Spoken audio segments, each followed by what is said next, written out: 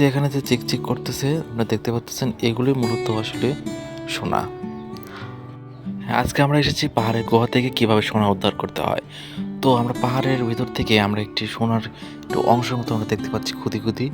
তো এগুলোকে এখন আমরা একটা কালো পাত্রের ভিতর নিয়ে সেগুলোকে ধুতে করতে হবে। এই যে আপনারা দেখতে পাচ্ছেন হাতের মাধ্যমে আমি দেখাচ্ছি। তো এগুলো এখন আমরা ধোবো, পানিতে ভালোভাবে ধোবো। ধোয়ার পর সেগুলো থেকে এখন দেখা যাক কতটুকু আমরা স্বর্ণ উদ্ধার করতে পারি সেখান থেকে। এই যে ক্ষুদি ক্ষুদি অংশগুলো দেখতে পাচ্ছেন, এগুলোই মূলত সোনা। তো এগুলো সাধারণত পাহাড়ের যেদিক দিয়ে ঝর্ণা বের হয় সেদিক থেকে আর কি এগুলো উৎপন্ন হয় আর কি। তো এখন এগুলো ভালোভাবে ধুতে হচ্ছে। ধোয়াটা কমপ্লিট হলে আমরা এখন দেখাতে পারবো এই যে সোনাগুলো আর কি।